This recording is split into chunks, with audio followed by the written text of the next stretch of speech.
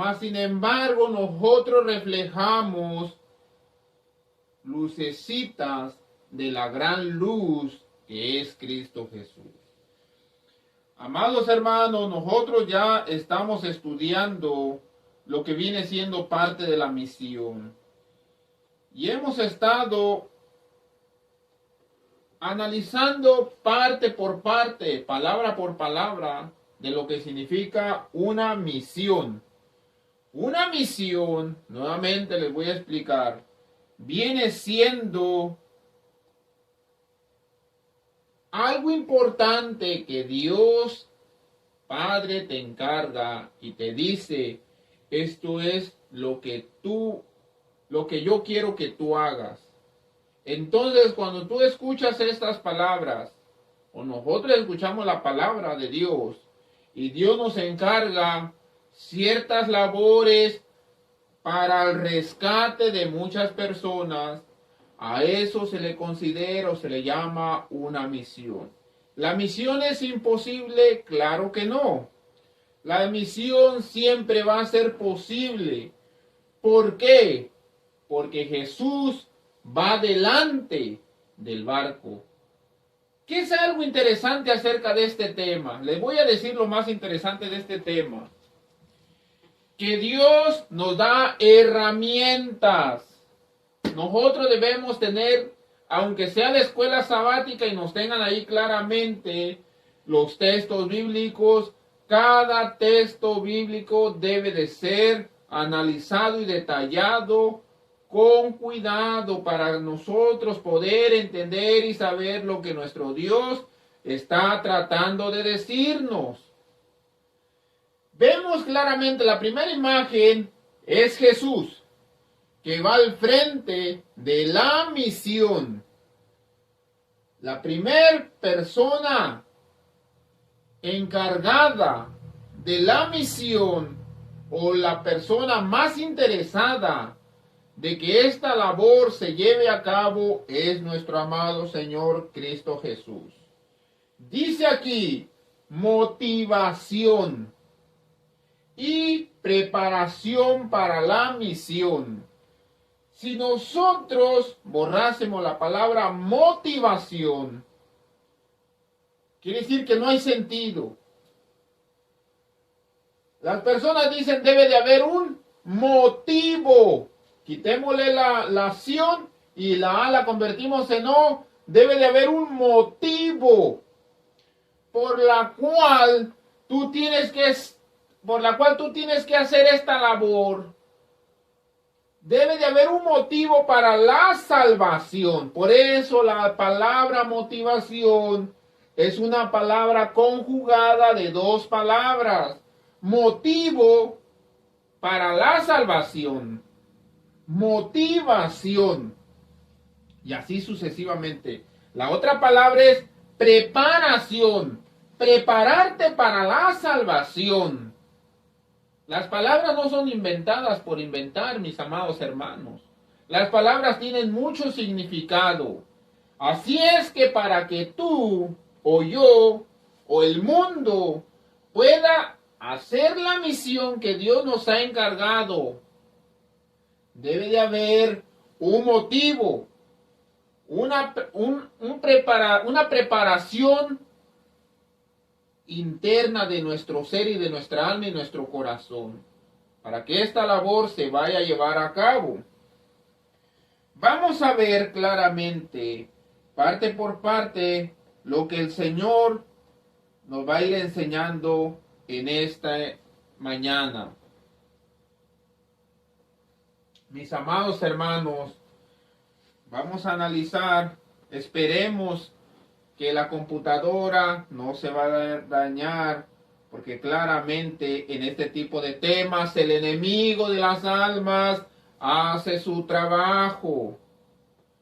A veces los aparatos se me descomponen, se alocan, etcétera, etcétera. ¿Por qué? Porque el enemigo de las almas no quiere que tú sepas, que yo sepas y que todos sepamos lo que Dios está tratando de decirnos. En Lucas Esta escuela sabática se va a tratar prácticamente del libro de Lucas, especialmente en el capítulo 24. Si tú quieres saber de qué se trata la escuela sabática de este sábado, tienes que leer Lucas capítulo 24. Las historias que nosotros vamos a estar analizando están en Lucas capítulo 24. Dice Lucas capítulo 24, versículo 44. Estas son las palabras que le hablé cuando estaba aún con ustedes, que era necesario que se cumpliese todo lo que está escrito de mí en la ley de Moisés y en los profetas y en los salmos. El sermón de este sábado vamos a estar hablando un poquito de lo que viene siendo la ley y los profetas. Algo interesante que nosotros debemos saber. Pero nosotros nos vamos a enfocar únicamente en el repaso de la lección. Porque esta lección nosotros ya lo hubiésemos leído, repasado. Ahora en sábado únicamente lo que nosotros hacemos es repasar lo que nosotros hemos leído en el libro o leído en el internet, porque ya el estudio de la escuela sabática nosotros lo podemos adquirir por internet. Estas son las palabras que hablé cuando aún estaba con ustedes, que era necesario que se cumpliese lo que está escrito de mí, dice Jesús. Así es que Jesús venía siendo descrito desde la ley y en los profetas. Y ustedes se podrán decir, ¿cómo en la ley, hermano Tadeo?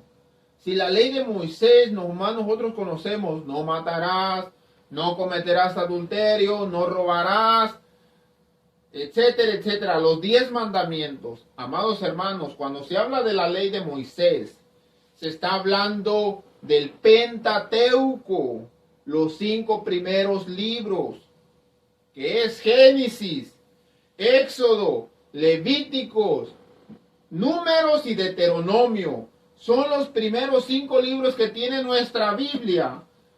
Se habla, a ese se le conoce como la ley. ¿Y cuál es la ley, hermano Tadeo? La ley no nada más son los 10 mandamientos. Existe una ley ceremonial que se tenía que matar el cordero para el perdón de nuestros pecados. Ese cordero que tenía que ser sacrificado, por eso Jesús dijo, era necesario que se cumpliese lo que está escrito de mí. En donde en la ley de Moisés, cada vez que se mataba ese cordero, que lo degollaban para sacarle la sangre para el perdón de nuestros pecados, automáticamente estaba señalando que iba a venir uno, el cual iba a ser muerto y al cual iba a derramar su sangre para el perdón de nuestros pecados. ¿Y en quién se cumple? Dice la misma palabra de Dios, que se cumpliese todo lo que está escrito de mí. Cuando Jesús fue crucificado en la cruz de Calvario, se estaba cumpliendo lo que la ley decía. Y los profetas profetizaron que iba a venir uno. El profeta Isaías habló del príncipe de paz, habló del Hijo de Dios, habló claramente, un renuevo saldrá, y etcétera, etcétera. Muchos profetas hablaron que iba a venir el Hijo de Dios. Y en los salmos, vamos a seguir hacia adelante, mis amados hermanos, para que nosotros no nos vayamos atrasando, porque el tiempo es oro. Lo que la palabra de Dios nos indica y lo que la lección nos va a indicar es de que nosotros debemos tener una preparación. Y en la preparación nosotros debemos planificar. Comenzar una misión sin planificar ni realizar preparación alguna para llevarla a cabo es condenarla al fracaso.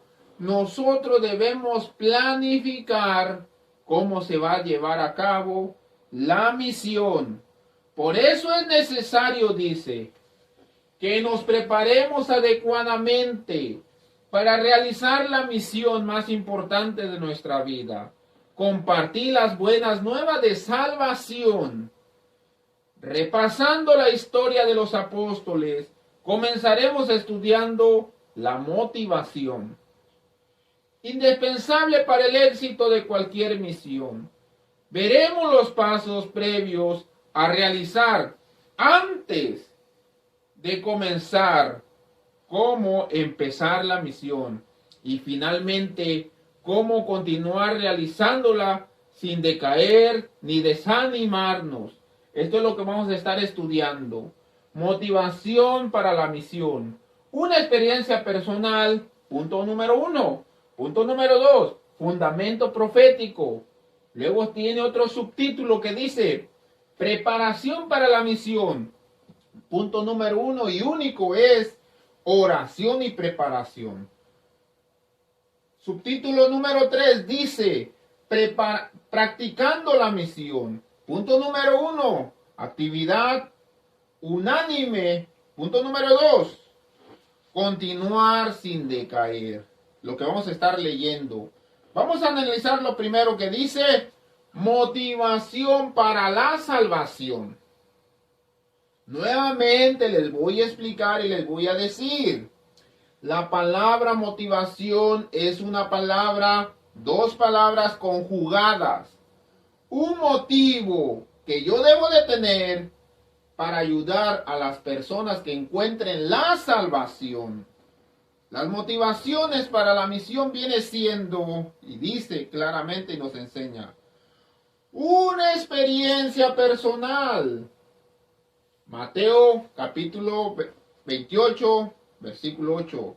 Entonces ella, saliendo del sepulcro con temor y gran gozo, fueron corriendo a dar las buenas nuevas a sus discípulos. ¿Qué fue lo que motivó a estas mujeres para llevar las buenas nuevas de salvación? Que el sepulcro estaba vacío, que no estaba el cuerpo de Jesús. Entonces corrieron, no está el Señor en el sepulcro. Buenas nuevas. ¿Por qué buenas nuevas?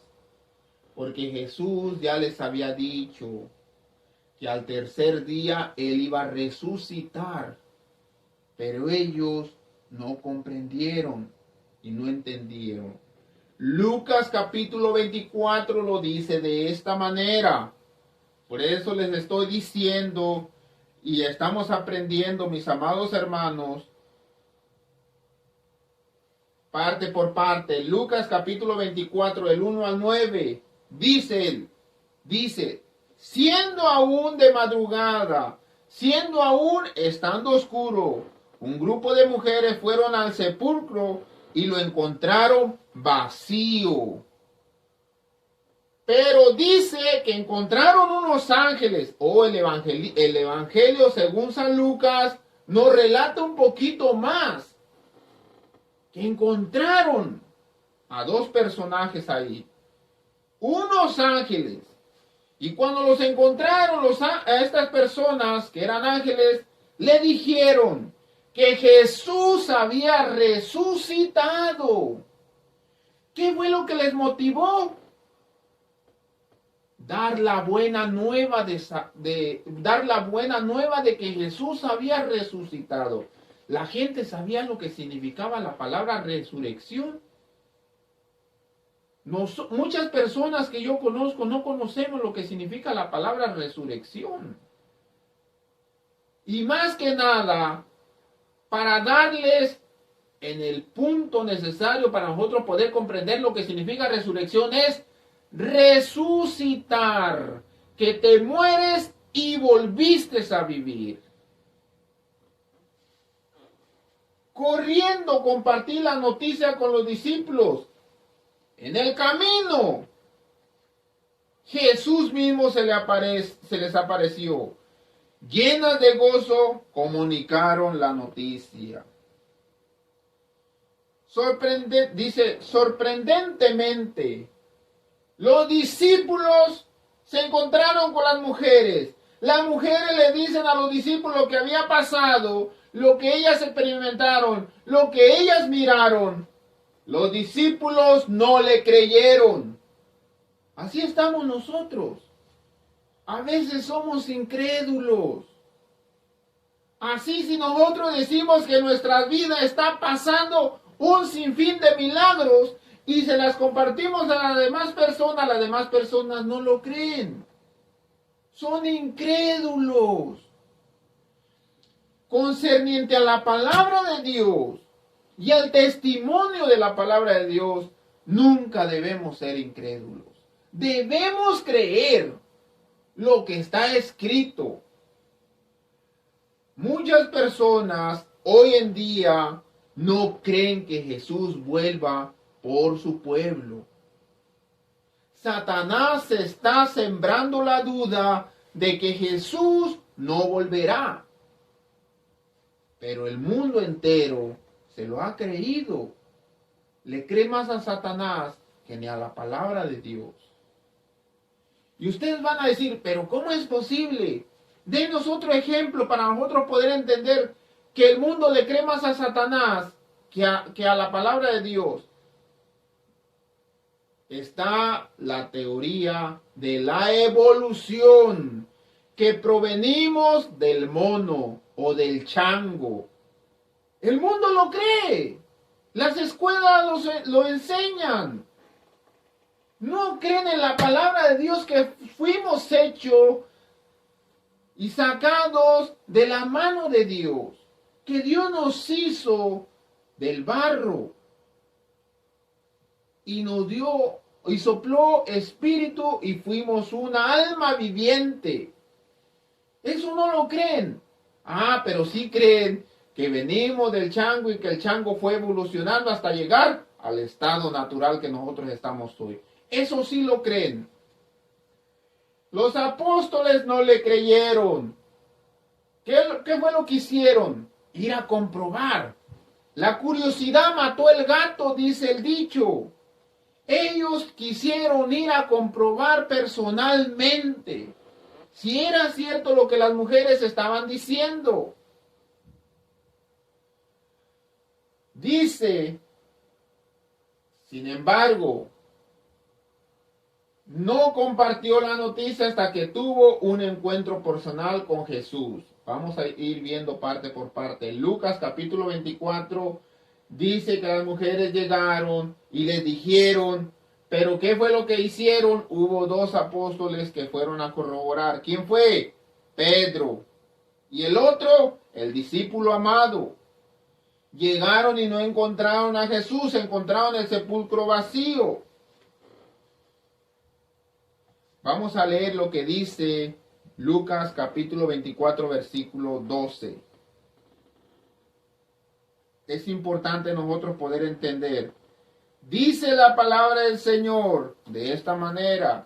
Lucas capítulo 24 versículo 12. 24 versículo 12. Dice, pero levantándose Pedro corrió al sepulcro. Y cuando miró dentro, vio lienzos solos y se fue a casa maravillándose de lo que había experimentado. No encontró a Jesús, pero regresó maravillándose. ¿Qué es maravillándose? Es verdad lo que las mujeres dicen. Es verdad el testimonio de las mujeres. En Lucas capítulo 24 habla de dos discípulos que iban por un camino a Emaús, así se le conoce, el camino de Emaús. Iban dos caminando, entonces se encuentran a un hombre que no lo conocen, no lo reconocen, y empiezan a hablar con ese hombre. Los dos discípulos de Jesús iban tristes. El hombre se les acercó y le dijo, ¿por qué van tristes? Y le dijeron estas personas a Jesús, como a Jesús no lo podían reconocer. Le dijeron, tú eres el único forastero que no ha sabido lo que ha acontecido en Jerusalén. ¿Qué fue lo que aconteció? Que a Jesús, profeta de Dios, fue muerto y crucificado. Jesús, teniéndoles un poco de paciencia, les empieza a explicar que era necesario, que se debería de haber cumplido lo que estaba escrito. Llegaron a un lugar. Al momento de bendecir los alimentos, Jesús se desaparece. Pero antes de desaparecer, estos hombres miraron que era el Señor. ¿Qué fue lo que hicieron estos hombres? Cuando le fueron abiertos los ojos, corrieron hasta Jerusalén para contar que habían tenido un encuentro con Jesús y que Él había resucitado. Finalmente, cuando todos estaban reunidos, Jesús se les aparece en medio y les dice, paz a vosotros, no tengan miedo. Finalmente los discípulos creyeron cuando vieron personalmente a Jesús. En ese momento Jesús les encargó la misión hasta que entonces no estaban preparados. No estaban preparados para realizarla. En ese entonces ellos aún tenían que esperar la promesa del Señor. Y les dijo el Señor, yo he caminado con ustedes. Ustedes han sabido de mí. Ustedes han escuchado mis palabras. Ahora les hace falta únicamente la voluntad de mi Padre. Ya tienen el conocimiento. Ya tienen la experiencia. Ahora esperemos. Vamos a ir analizando eso parte por parte. ¿Cuál fue el elemento que motivó a aquellos a compartir el evangelio con otros? Una experiencia personal con Jesús. Hay muchas personas que no saben lo que es una experiencia personal con Jesús. Y les voy a decir que es una experiencia personal con Jesús. La experiencia personal con Jesús es cuando el Señor te dice que vas a cumplir una misión. Y en esa misión que el Señor te está diciendo que tienes que realizarla, la empieces a realizar. Ejemplo, aquí viene hablando de la evangelización. Pero a veces nos vamos a sentir tristes, nos vamos a sentir solos. Y vamos a decir, Señor, yo estoy compartiendo el evangelio. La gente no cree. La gente me cierra las puertas en mi cara. La gente no quiere saber nada de usted. Se cierran las puertas de nuestro pensamiento. Nos encontramos solos en ese momento. El Señor hace una gran intervención en nuestras vidas y nos da un poco de paz. No temáis, dice. No se preocupen, que yo voy al frente de ustedes. Jesús sabía claramente, en su inmensa sabiduría, que nosotros somos enviados ante serpientes, ante alacranes, ante personas malas. Pero Él dice, yo estaré con ustedes hasta el fin del mundo. El encuentro personal que yo tengo con Jesús es cuando yo no puedo. Y le digo, Señor, yo no estoy pudiendo. Y el Señor aparece y dice, mira, qué bueno que tú entiendes que tú no puedes, porque yo sí lo puedo. Y por eso dice el texto, todo lo puedo en Cristo, que Él es el único que me fortalece. Sigamos hacia adelante. En el escrito de la hermana Guay, Mensajes Selectos, tomo 3, página 212, dice, necesitamos nosotros mismos tener una viva relación con Dios. ¿Y cuál es esa viva relación con Dios? De la manera que tú empiezas a someter tu mente, tu corazón, todos tus sentidos a la obediencia y única de Dios, es cuando realmente vas a saber lo que cuesta ser cristiano. Vas a saber lo que cuesta ser un hijo de Dios. Y así sucesivamente vas a estar preparado para poder enseñar a Jesús a otros. Si tú no conoces a Jesús, no vas a poder enseñar. ¿Quién es Jesús? Es como hablar de un desconocido si tú no tienes una relación con Jesús. Pero si tú te levantas con Jesús, caminas con Jesús, almuerzas con Jesús, haces todas y realizas todas tus compras, tus obras, tu trabajo al lado de Jesús, vas a poder hablarle a la gente de quién es Jesús. Entonces podemos transmitir la viviente experiencia personal de lo que Cristo es para nosotros por experiencia. Si tú no tienes experiencia a caminar con Jesús, no puedes hablar de algo o de alguien que tú no conoces. Tú no puedes hablar de una persona cual tú no amas. Tú vas a hablar de una persona porque tú la amas. Si nosotros amamos a Jesús, nosotros vamos a hablar de Él porque nosotros lo amamos. Y para nosotros poder caminar con Jesús, lo único que se necesita es fe. Hemos recibido a Cristo y con fervor divino podemos hablar de aquello que es un poder que reside en nosotros. La gente debe ser atraída a Cristo, debe darse prominencia y su eficacia salvadora. ¿Quién es el que salva? El misionero Jesús. Jesús. ¿Quién es el que está haciendo la obra? El misionero Jesús. Jesús. ¿Quién es el que habla? El misionero Jesús. Jesús. Todo es Jesús. Entonces, ¿cuál es mi parte? Únicamente ser un instrumento. Esa es tu parte. Hablaremos de un fundamento profético. ¿Qué es un fundamento profético, hermano Tadeo? El fundamento profético nos enseña a reafirmar que lo que está sucediendo ahorita es la realidad de las cosas. ¿Y cuándo es la realidad de las cosas? Cuando Dios lo profetiza desde años atrás.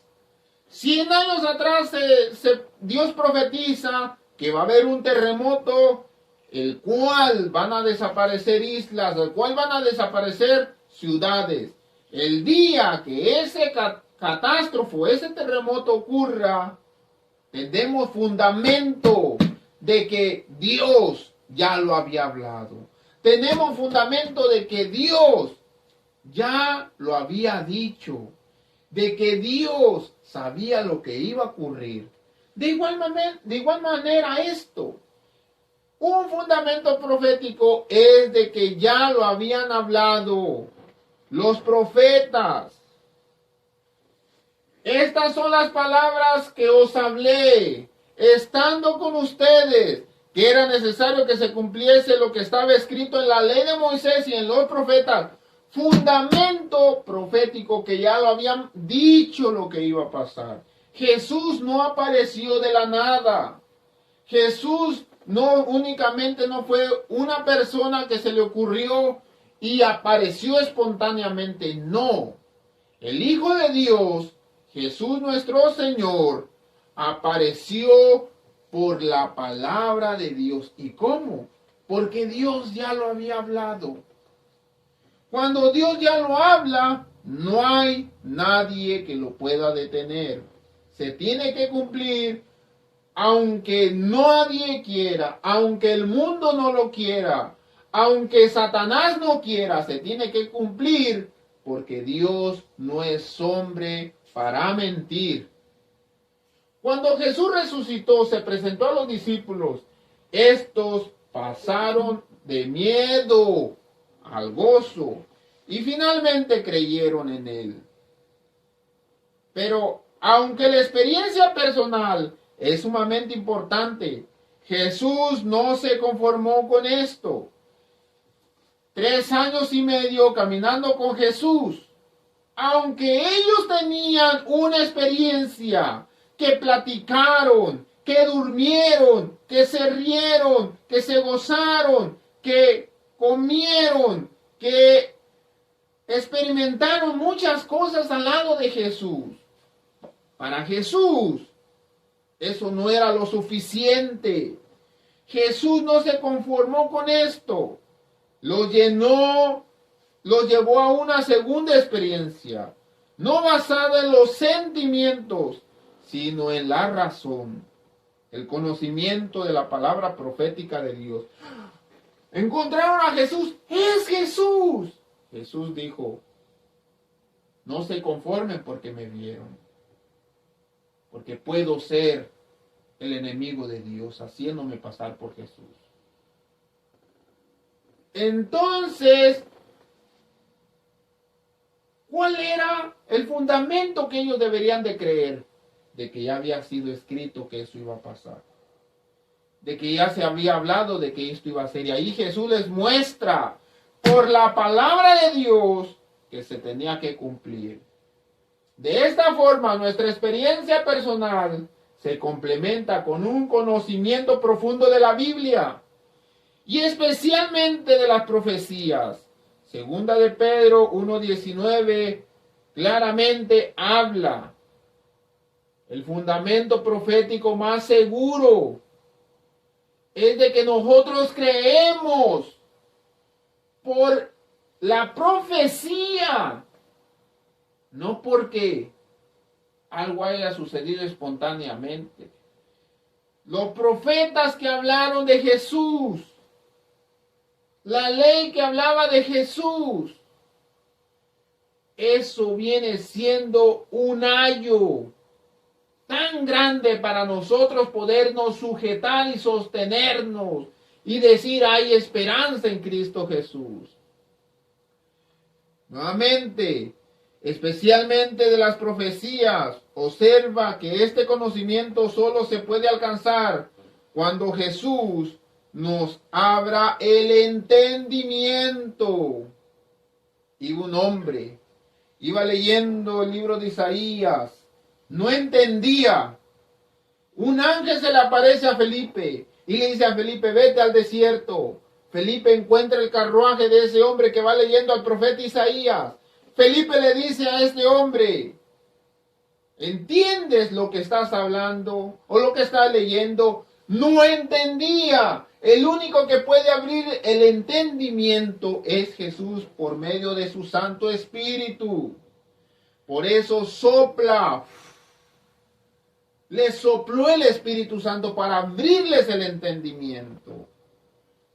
A través del Antiguo Testamento y del Nuevo Testamento, podemos ver cómo Dios anunció los eventos históricos, cómo se cumplieron, especialmente los relacionados con el nacimiento y vida y muerte de la resurrección de Jesús. Allí vemos la estatua del rey Nabucodonosor, lo que viene hablando desde el libro de Daniel capítulo 2, de una estatua que Dios mostró para nosotros y poder entender las profecías. Esa estatua tiene 4 metales y a final de cuentas está el último metal mezclado con barro. Mas sin embargo, significan reinos que han existido sobre la tierra. Pero vendrá un reino cual nunca más será destruido, que es el reino de Jesús. Estudiamos las profecías, podemos ver cómo la historia se ha desarrollado tal como fue anunciada en la Biblia. Ver, por ejemplo, Daniel, la estatua. Con este conocimiento podremos compartir con otros estas profecías y otras que aún falta por cumplirse. Hay personas que dicen, Dios ha revelado en su Biblia todos los acontecimientos, cierto, pero muchos de esos acontecimientos no se han cumplido. No estamos ni avanzando en el cumplimiento de las profecías, ni un 60-70%. Aún falta que se cumplan muchas profecías del tiempo del fin. Con este conocimiento podremos compartir con otros estas profecías y otras que aún faltan por cumplirse, especialmente relacionadas con la segunda venida de Jesús y la vida eterna. Estuvimos hablando claramente de la motivación, un encuentro personal con Jesús. Ahora entraremos a la preparación para la misión. ¿Qué necesito, hermano Tadeo, para prepararme, para yo poder cumplir la misión? Oración. Mucha oración. La oración es el 90% de la preparación. Si no hay oración, no estás preparado. Dice, estando juntos, le mandó que se fueran a Jerusalén, sino que esperasen. Estando juntos, le mandó que no fueran a Jerusalén, sino que se vayan a esperar. Espérense un tiempo más. La promesa del Padre vendrá a ustedes, la que ustedes escucharon de mí. Los apóstoles en Hechos capítulo 1 se despiden de Jesús. Jesús le da las indicaciones que no se vayan a ir. Ellos se juntan en una casa, están orando juntos. Aunque estaban motivados por ver a Jesús, y tenían ya el encargo de realizar la misión, se les pidió que esperase un tiempo. ¿Cómo trabaja Dios? Espera. Ay, Señor, pero espera. Así es como trabaja Dios. La misión de Dios lleva mucha paciencia. No es como muchos lo creen. Oh, yo ya soy pastor y ya voy a llenar iglesias llenas de gente. Y a veces no llega nadie a la iglesia. Señor, ¿qué es lo que está pasando? He orado, he ayunado, he hecho esto, he hecho aquello. Dios dice, espera. Aún te falta esperar. Se les pidió que esperase a un tiempo hasta que recibiesen el poder desde lo alto. Aunque dedicaron este tiempo de espera. ¿A qué dedicaron este tiempo de espera? Son de preguntas. En la oración, Hechos capítulo 1, de aquí en adelante va a ser Hechos capítulo 1. Lean el libro de Hechos capítulo 1 y verán cómo ellos se estuvieron preparando. Los discípulos oraron con intensidad, fervor, pidiendo la capacidad para encontrarse con los hombres y en su trato diario hablar palabras que pudiesen guiar a los pecadores a Cristo. Venía siendo algo interesante. Los apóstoles de Jesús tenían que hablar con un pueblo que odió a Jesús. Los apóstoles de Jesús tenían que hablar con un pueblo que mató a Jesús. Los apóstoles de Jesús iban a hablar a gente que estaban poseídos, sus mentes, su conocimiento estaba entenebrecido en oscuridad por Satanás, por los ángeles de Satanás. Y claramente para ellos iba a ser una misión imposible. Pero para ello Dios tenía preparado algo interesante. A la preparación, siendo los 12 los encargados de elegir la misión, propusieron preparar la ausencia de uno de ellos. Judas se ahorcó. Prepararon, es necesario que consigamos a un hombre con las cualidades necesarias para poder nosotros cumplir la misión. Entonces se encontraron o eligieron a un hombre, Matías, vino siendo ese hombre que ellos tuvieron que elegir para se completase los 12. De modo que pudiese seguir el plan original. Eso fue un acto de preparación logística. Se guiaron por la lógica. Antes de comenzar cualquier proyecto para la obra de Dios, debemos buscar su guía con oración. Ese viene siendo consejos para nosotros. Y preparar la logística de la acción que vamos a necesitar. ¿Quién llevará a cabo cada parte? ¿Cómo conseguiremos los recursos? ¿Qué es logística? Que tú te tienes que guiar por la lógica. Ejemplo, vamos a repartir folletos. Oh, sí, ¿dónde? ¿Dónde vamos a repartir folletos? Logística, ¿en dónde se junta más gente? Oh, hay mucha gente que se junta en los parques, se junta en las plazas, fuera del mercado, fuera de un centro comercial, bodega horrera, Chedrauin, etcétera, etcétera, etcétera, donde hay gente para poder compartir la misión, folletos. Eso es logística. No los vamos a mandar al cerro, allá donde no hay gente. Allá váyanse al monte a repartir folletos. O sea, ya no está la gente. O sea, lo que claramente nos está diciendo aquí, que vamos a necesitar quién llevará a cabo cada parte y cómo conseguiremos los recursos. ¿Cómo vamos a conseguir los recursos? Vamos a unirnos, dando ofrendas para pagar lo que viene siendo gasolina, ir todos juntos, etcétera, etcétera, etcétera. Es parte de la misión. Y ahora viene la finalización, que viene siendo practicando la misión.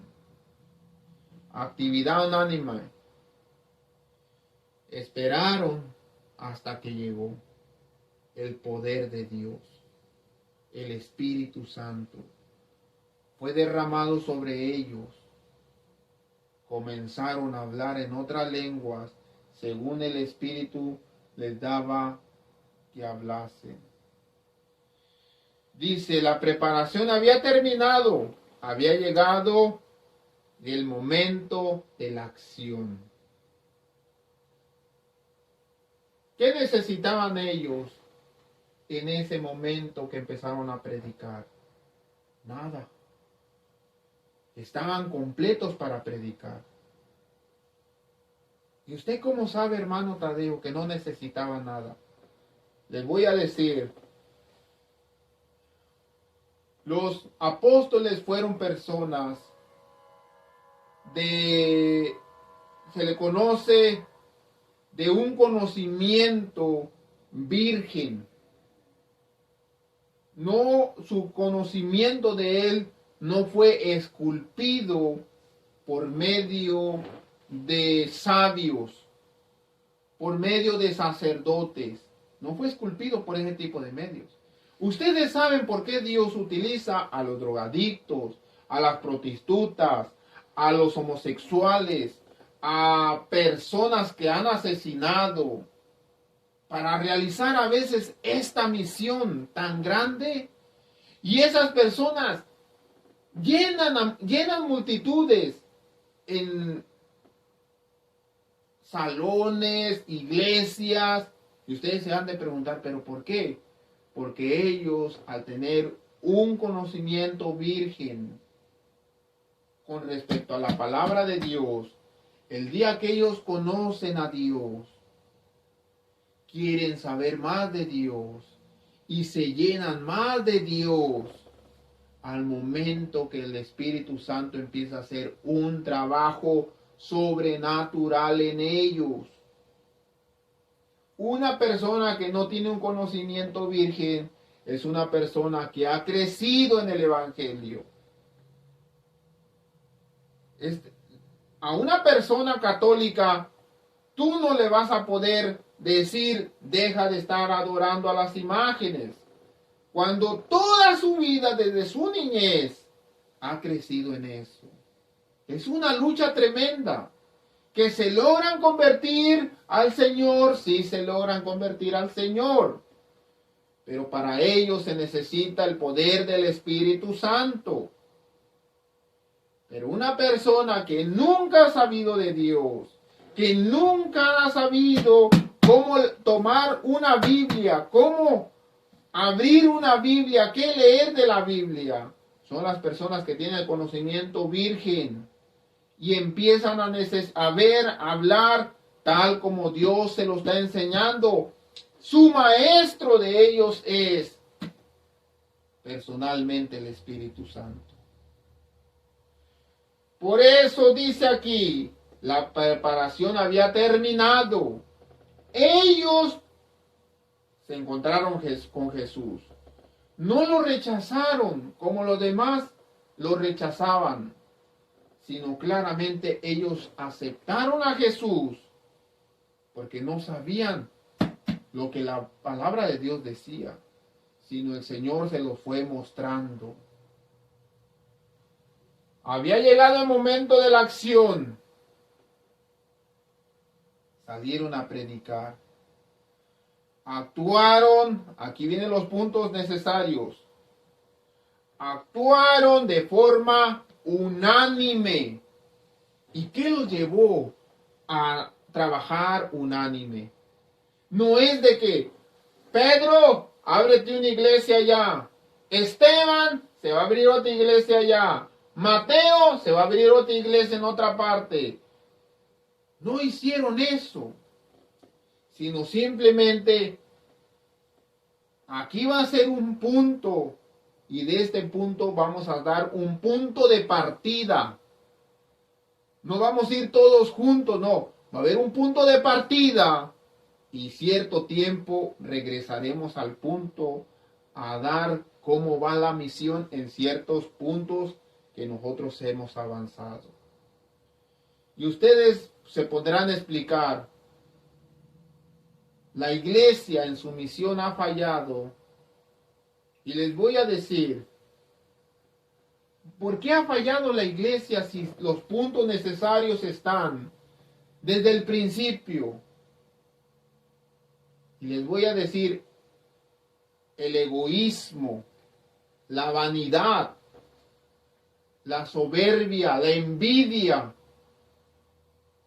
todo ese tipo de cosas que no se ven, pero que tienen una raíz profunda en el corazón de las personas, hace que nosotros nos alejemos del punto inicial. Y el punto inicial no es en un lugar exclusivamente la tierra, como muchos pastores lo quieren dar a entender. Oh, que va a haber un camporín, todos tenemos que ir allá. Oh, que va a haber un encuentro de mujeres, todos ir allá. Va a haber un encuentro de hombres, todo el mundo allá. Va a haber una reunión, todo el punto allá. No, ahí no es el punto de partida. ¿Dónde es el punto de partida? En el cielo. ¿Por medio de quién? Del Espíritu Santo. Desde ese punto de partida, que viene del cielo, el Espíritu Santo, desde ese punto es donde nosotros iniciaremos a realizar la misión de Dios. Nosotros debemos amar la misión para poderla llevar a cabo. Si no amamos la misión, por muy hermosa que sea la misión, por muy grande sea tu experiencia con la misión, no vas a poder avanzar. Todos recibieron dones del Espíritu Santo. Sí, ¿por qué? Porque se habían vaciado del yo para poder llenarse del Espíritu Santo. Y usaron todos esos dones ¿para qué? Para hablar de Jesús. Dios ha dado dones a la iglesia, sí. Pero ¿para qué usan esos dones? Para otras cosas, menos para hablar de Jesús. He conocido cantantes, predicadores, etcétera, etcétera, etcétera. No nomás yo, todos hemos conocido y utilizan sus dones para otra cosa, menos para hablar de Jesús. Ante la crítica, un líder defendió al grupo. se presentó a Jesús ante las personas. Se le presentó a Jesús ante las personas. Se habló ante una multitud de Jesús. No se habló, nosotros somos los apóstoles. No, Jesús. Se les acusó de haberlo crucificado. También se les aseguró que podían recibir el perdón. Hubo un llamado de arrepentimiento. Muchas personas aceptaron a Jesús. A esto se le conoce como el sermón de Pedro. Hubo un momento en que Pedro, en ese sermón, dice al pueblo: ustedes crucificaron a Jesús. Los acusados dice: ¿qué hacemos? Pedro dijo: no se preocupen, bautícense en el nombre de Jesús y todos serán perdonados de los pecados.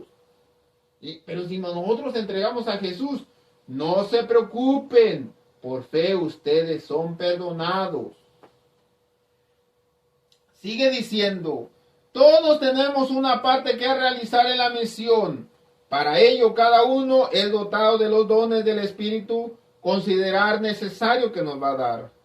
1 Corintios 12 al 11 habla de los dones. De esta forma, toda la iglesia unánime proclama el mismo mensaje. Jesús tiene poder para salvar al más vil pecador. Al presentar a Jesús, permitimos que el Espíritu Santo actúe sobre el corazón de cada persona que escuche, dándole oportunidad de arrepentimiento y aceptarla al Salvador y obtener la salvación. Mis amados hermanos, nuestro amado Señor Cristo Jesús ha dado todos los dones, todas las cosas necesarias para nosotros poder implementarlas. Continuar sin decaer.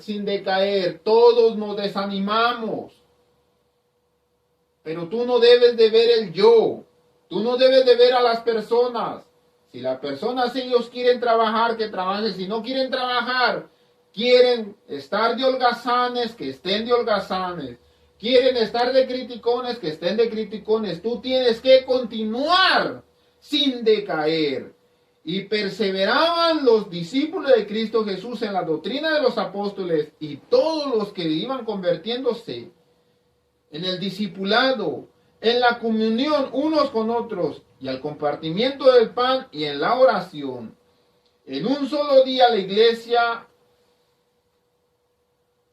obtuvo 3,000 nuevos miembros. ¿Debían dejar la predicación y atender los nuevos miembros? Pregunta. Claro que no. Tenían que llevar la predicación y hubo una organización para que otros atendieran los miembros mientras otros predicaban. Así es que dentro de la iglesia va a haber barrendero, va a haber cuidador de niños, cuidador de jóvenes, cuidador de ancianos, el que presente los cantos, etcétera, etcétera, etcétera, etcétera. ¿Debían dejar atender los nuevos miembros y seguir predicando? No, todo tenía que ser unánimes, juntos. Se tenían que repartir los roles, los papeles. La solución incluyó ambos aspectos, dice. Atender los nuevos miembros, ¿cómo? Enseñándole la doctrina. Comunión, camaradería, partimiento de pan, santa cena, oraciones en grupo. Atención a los nuevos miembros de esa parte. Predicación del evangelio. Todos se reunían en el templo para testificar de Jesús. Se relacionaban con todo el pueblo, ganándose el favor de las personas. Bajo la dirección de los apóstoles, los nuevos miembros se convertían en predicadores de la palabra. Su vida mostraba el cambio producido por Jesús en sus corazones. Y cada día el Señor añadía al grupo todos los que debían ser salvos. Algo interesante. ¿Por qué le creían a los apóstoles? Los apóstoles estaban llenos del Espíritu Santo. ¿Por qué hoy no se les cree ni siquiera a los pastores? Porque muchos de ellos no están llenos del Espíritu Santo. Muchos de ellos están llenos del mundo. Muchos de ellos están llenos de vacaciones.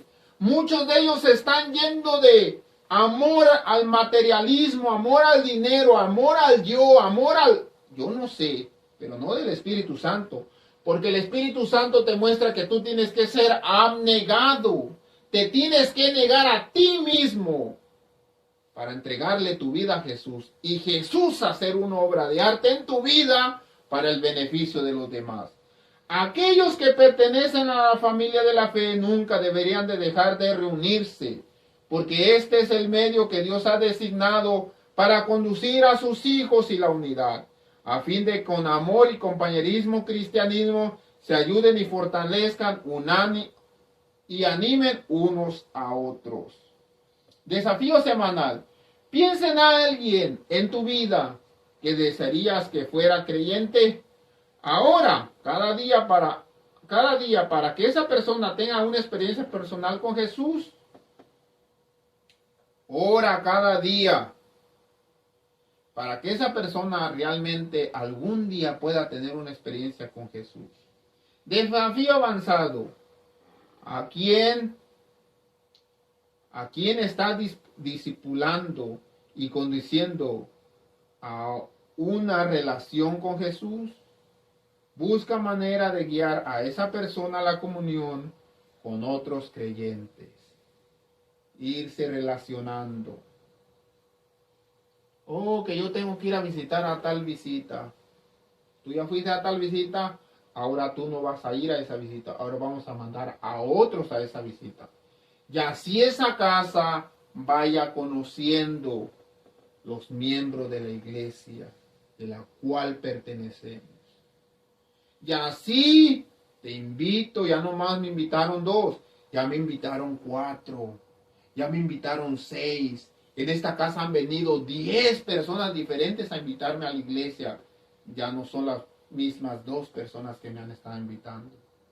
Cada semana irse rolando las invitaciones a esas casas. Pero escuchen, es necesario dejar un buen testimonio. Porque los que vienen atrás de ti a visitar esa casa, le van a decir los dueños de la casa, esos hermanitos que vinieron, que son de su iglesia, hicieron esto y esto y esto y esto. Debemos nosotros, hermanos, dar un buen testimonio con la ayuda de Dios. Dios me los bendiga, que el Señor esté contigo, que el Señor esté con nosotros y que pasen un bendito sábado.